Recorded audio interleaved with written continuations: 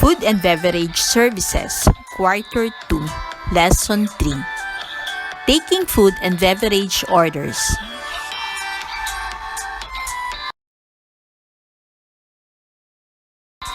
Our topic is taking food and beverage orders.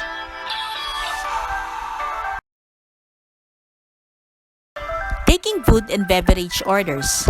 After you have recognized the arrival of the guests and have welcomed and greeted them properly, you have to escort them to their table. A menu is a list of all food and drinks that is offered in a food establishment like restaurant, cafe, or bar. In a restaurant, there are two types of menu, which are differentiated by the manners in which they are served and priced. A menu may be an a la carte or a table d'hôte. Types of menu. First is the a la carte menu. A la carte menu is a multiple choice menu which shows portion dishes and each dish is priced separately. It allows the guest to choose dishes whose prices are within his budget. In the a la carte menu, all items are cooked to order, including the sauces that are made with wine, cream, or mustard. Depending on the dish chosen by the guest, the cooking time will vary. It is necessary to inform the guest about the time the preparation might take. Another type of menu is the table d'hôte menu. Table d'hôte is a French phrase which literally means host table. It offers one or more variants of each dish for fixed prices. Such menu may also called fix or fixed price.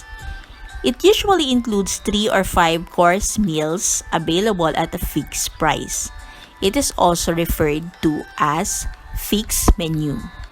Because the menu is set, the cutlery on the outside working towards the plate as the courses progress.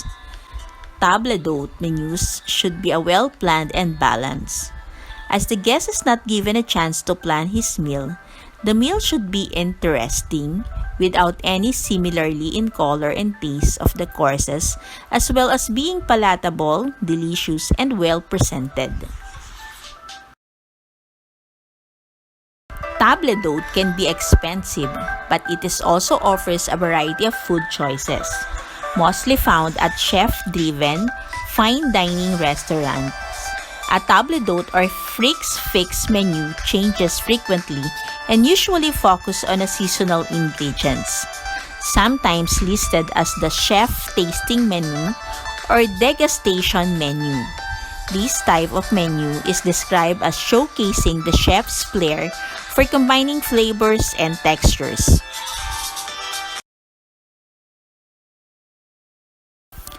The following are the difference between a la carte and table d'hôte menu. In a la carte, the food is kept in a semi-prepared form and takes time to serve. In table d'hôte, food is kept in fully prepared form and can be served immediately.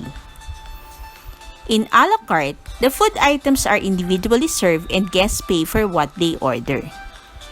In table d'hôte menu, the menu is collectively priced and the customer has to pay for the full menu whether he consumes a certain dish or not. In a la carte menu, there is a vast choice. The menu is elaborate. In table d'hôte, there is limited choices. The menu is comparatively small. In a la carte menu, silver is laid according to the dishes ordered, while in table d'hôte, the silverware for the whole menu is laid in advance as the menu is known in advance. Other types of menu. Static menu. Static menu is the most common type of menu or predetermined menu that does not change every day. These menus are usually laminated for easy cleaning and reuse.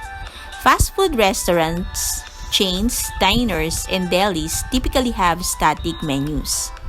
These menus are usually divided into categories of appetizers, salads and soups, entries, and desserts. Some of the benefits of static menu include increase of familiarity among guests, dish stability across different collections, and speedy production. The disadvantages of this menu includes difficulty finding seasonal ingredients, stale menu items, and the risk of having the customers bored. The jour menu or daily menu. The jour translates to of the day, as in soup de jour or soup of the day. This menu changes daily and is focused on a seasonal ingredients, preparing the freshest food possible. While some restaurants offer daily specials, every item on a de jour menu is special. It is often called chalkboard menus because they are sometimes written as one. The jour menus highlights fresh fish, seasonal vegetables, and center on the preparation in sync with the time of the year. One of the drawbacks to the chalkboard menus is that there is a limited supply window for certain ingredients and guests cannot come back for the same dish all year. Cycle menu. Cycle menu is a set of dishes or menu items that is different for each day during a cycle repeats. These menus are found in school cafeterias, hospitals, and other institutional facilities. The goal is to avoid boredom while keeping the dishes easy to prepare. Cycles can run from 1 week to 1 month and beyond. Breakfast menu. Breakfast menu is fairly standardized.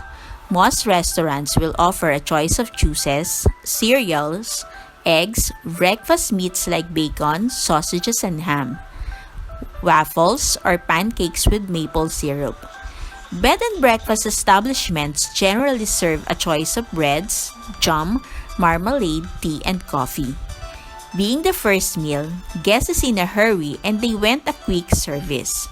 Therefore, breakfast buffets are common in outlets with brisk morning business. Lunch menu. Lunch menu is composed of mostly light and often informal meals. Business persons prefer sandwiches, salads, and soups due to limited time of lunch breaks. And a lunch menu must be easy to read and food included therein must be produced quickly. Dinner menu. Dinner menu is more elaborate as guests have more time and leisure for eating. Dinner menu has larger serving portions. As such, people are willing to pay extra for these meals. Alcoholic drinks are an essential part of the dinner menus. California menu features items that are traditionally available for breakfast, lunch, and dinner offered throughout the day.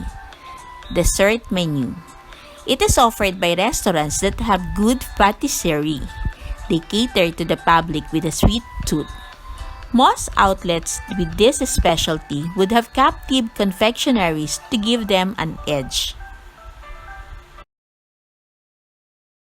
Tourist menu. Tourist menu is posted on the board outside a restaurant, usually with attractive headline, priced, primarily designed to attract the tourist. The tourist menu price can seem a big saving on the individual dishes, but for a good reason. The portions are typically smaller, the cuts of meats are often cheaper, and the accompanying fries or vegetables are less. Menu presentation. As soon as the captain waiter or the waiter sees that all the guests are comfortably seated, he or she should now present the menu. Important things to remember. Make sure menus are clean, presentable, not damaged, and correct or up to date. Some menus may contain inserts such as the day's special. Make sure all menus have these inserts. Never put the menus on the table where the guest has to pick them up. Instead, offer menus to each guest whenever possible. First to women in the party, then to men, and finally to the host. Present menus with the right hand while standing on the right side of the guest, maintaining eye contact with each other of the guests. When handing out of the menus, ensure these are positioned the way, not upside down. Open the menu on the first page while offering it to the guest. Hold the menu at the upper part with your right hand and when needed, assist with your left hand the bottom part. Present the menu when the guest is already comfortably and properly seated. Menu should be presented right side up. One-piece menu is presented handed cover faced ups. Book-type menu with multiple sheets are presented on page of the first appropriate major course.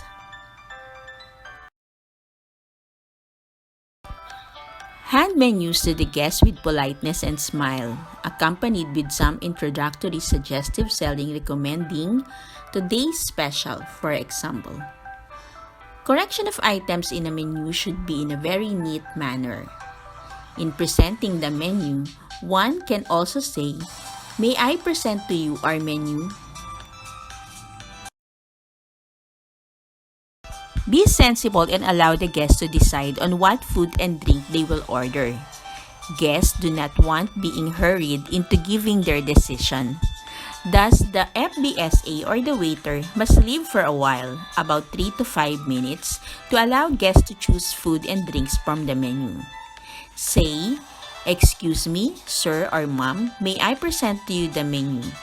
I will be back for your orders in a short while."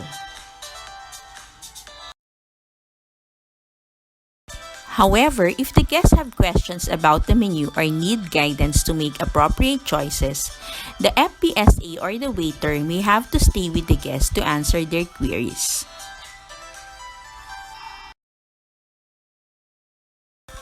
Presenting the menu and taking orders.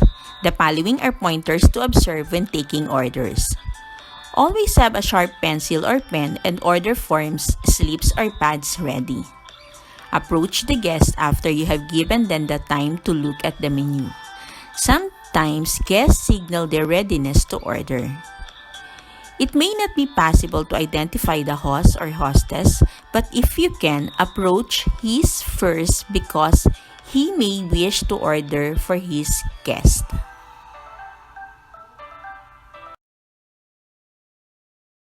If the host did not begin, take the order from the male member to his right and go clockwise. If there are children, begin with them. Where there is a couple, approach the man first if they are ready to order. Stand erect to the left of the guest with the order pad supported in palm of your hand and ballpen ready. Never trust your memory to the orders. Always jot them down together with other instructions. Incorporate suggestive selling techniques throughout the order-taking process. You could say, "Would you like to start with a cocktail, sir?" Give attention to orders with special requests.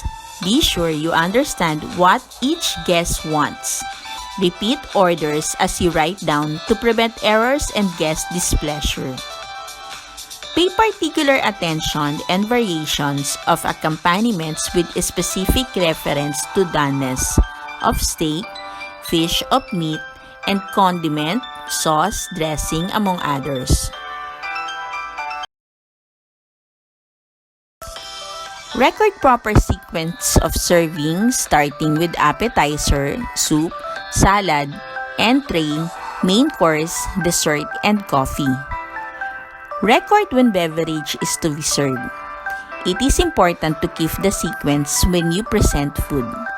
In your notepad, you have to write down both the sequence of the food and the name of the person who orders it.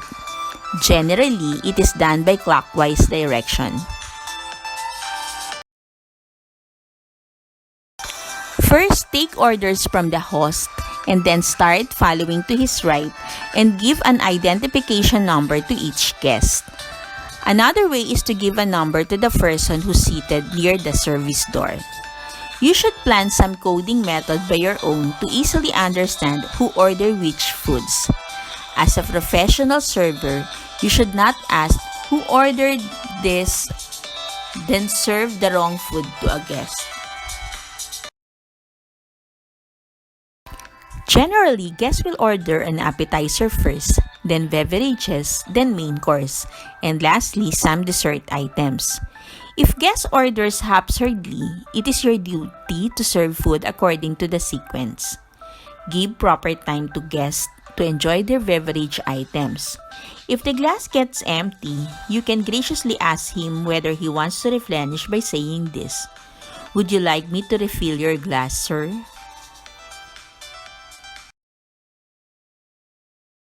If the guest is in a hurry and seeks your assistance, suggest to give some ready-to-serve food items rather than cook-to-order items. Suggestive selling is good skill to have for a waiter, but you may want to identify the guests you apply them to. If your guest is a couple or students, then it is advisable not to suggest hugely expensive food. You have to keep increasing your sales, but also remember not to lead your guests into an embarrassing situation. Repeat then food items and guest orders.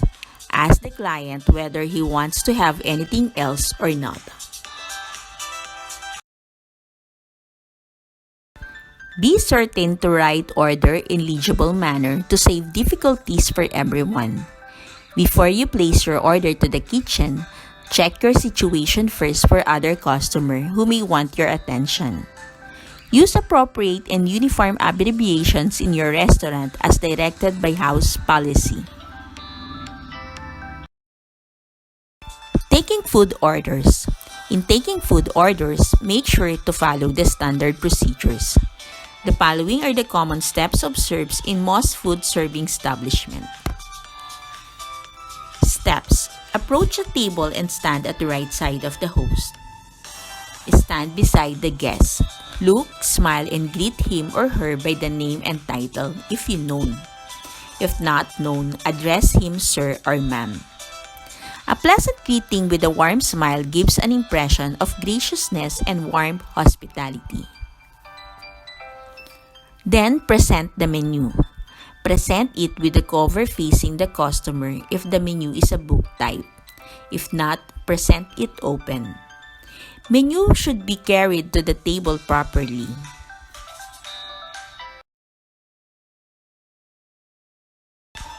Next is take the food order. Ask the guests if they are ready to order. You may say, "May I take your order now?" Take the order beginning with the ladies, then the gentlemen, and lastly the host. If there is an honoree, take his order first. Next is write down the order. Write down in an order slip and triplicate.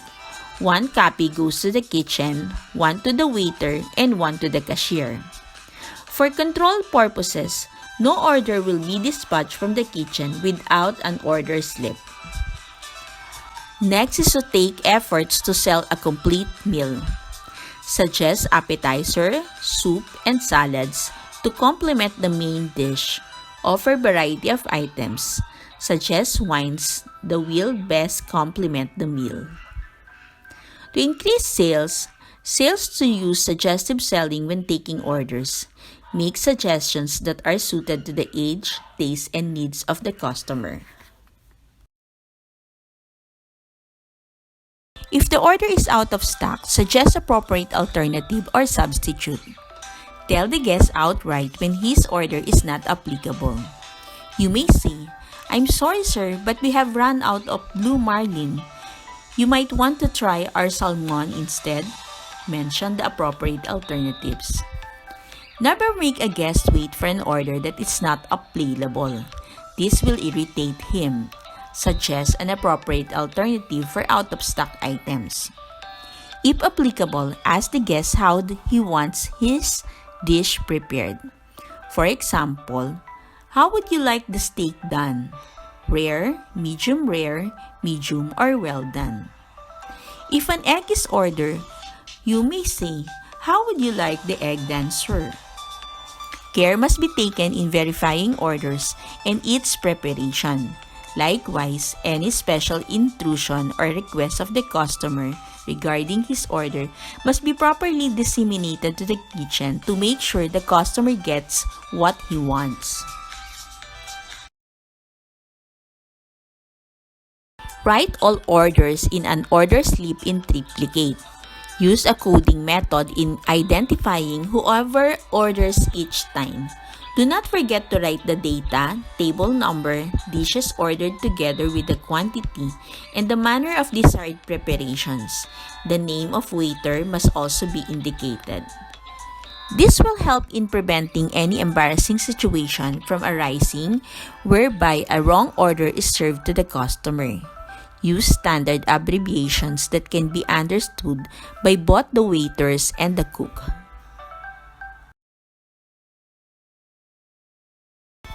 Repeat the order to the customer. As you repeat, mention the items ordered, number of orders, and the manner of preparation. For example, you may say, "May I repeat your order, sir?" You will have one order of filet mignon, medium rare, one portion of minestrone soup, and a green salad. Did I get your order right? This is important to prevent misunderstanding. Get the menu book after getting the order. Place the order to the kitchen. Give one copy of order slip to the food checker and another one for billing purposes. The last copy is for the waiter.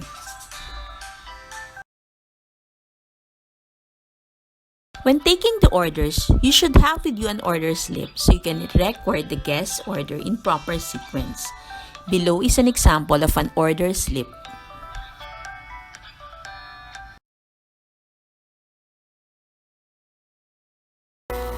A time to remember.